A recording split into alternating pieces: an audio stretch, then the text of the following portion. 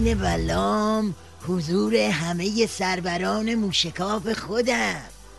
آقا بازم شب مذاکره سر و کله سیدعلی پیدا شد. حالا چرا؟ واسه این که دید نوچه هاش دوم در آوردن و دارن دخل توافقنامه و مذاکرات رو در میارن. واسه همین اومد که شاید بتونه با 4 تا شلنگ تخته دهن یابو علفیاشو ببنده و دهن خودشو واسه زهرخوری وا کنه. کاری که وزارت خارجه ما و مسئولین دولتی ما شروع کردن، این کار ادامه پیدا خواهد کرد. ایران نقض اونچه را که قرار گذاشته است و عهد کرده است رو نخواهد کرد.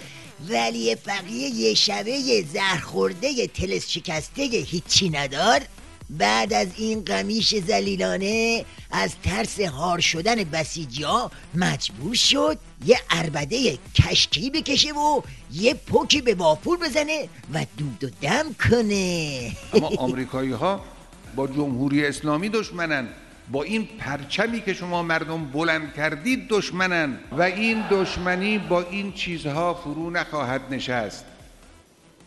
علاج مقابله با این دشمنی هم فقط یک چیزه و او تکیه به اقتدار ملی و به توان داخلی ملی و مستحکم کردن هرچه بیشتر ساخت درونی کشور. بابا خفه کردی تو ما رو با این اقتدار درونی. کدوم درون؟ ما نباید از یک سوراخ چند بار گزیده شویم. کسانی که دنبال سازش و انفعال در برابر دشمن هستند باید از این راه برگردند و از تیم مذاکره کننده چنین انتظاری نداشته باشند. این مال یه طرف درونت بود، این یکی هم مال اون طرف درونته. آهای سیدعلی که عشق اقتدار خرت کرده، بیا و تموشا کن. البته لازم به ذکر است که در حال حاضر استراتژی واحدی درباره حمایت از سیاست خارجی دولت 11 وجود ندارد و در حالی که اصلاح طلبان از سیاست خارجی دولت حمایت می کنند، بعضی اصولگرایان علاقه ندارند که دولت در مذاکرات پیش رو موفق باشد. البته این سیدعلی بهتر از همه از وضعیت درونش و دلپیچه بعد از زهرخوری با خبره، اما برای این که یه جوری ریزش نظامو بند بیاره خودش آویزون میکنه به گله بازار 22 بهمن و میگه امسال تنور گرمتر بود، مواظب باش آتیش نگیری. یکی از علل اجتماع گرمتر مردم امسال همین بود.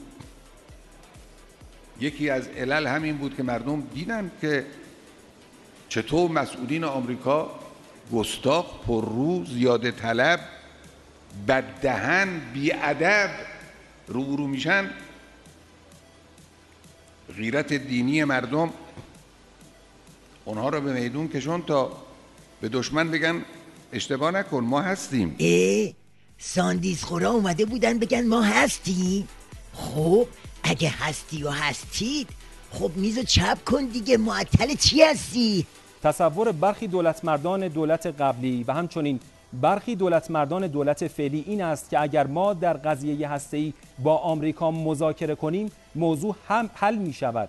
من هم به دلیل اصرار آنها بر مذاکره در خصوص موضوع هسته‌ای گفتم مخالفتی ندارم، اما همان موقع هم تاکید کردم که خوشبین نیستم. من که میدونم دردت چیه عزی، از جامای بعدی میترسی مگه نیست؟ مسئله هسته‌ای بهانه است برای دشمنی. مسئله هسته‌ای هم اگر یک روزی حتی به فرض محال بر طبق نظر آمریکا حل بشود، باز یه مسئله دیگه دنبالش بیاد. الان ملاحظه کنید سخنگویان دولت آمریکا بحث حقوق بشر، بحث موشکی، بحث سلاح، اینا رو به میان آوردن.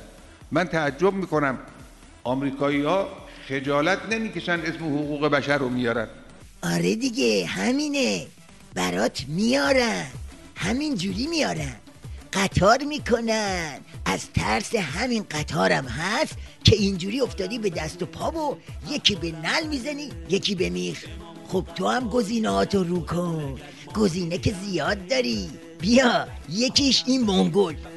حالم بده، آقا رو با بیجامه دیدم، سرشو بی امامه دیدم، خیلی بده. حالم بده، احوالم بده، رفیقامو اسقاطی دیدم، خودمو توشون قاطی دیدم. حالم بده، احوالم بده، شوکی شدم، تو این جلو عزمم مثل راکی شدم. حالم بده، احوالم بده، من که گیت شدم، تو مجلس نظام مثل عبید شدم.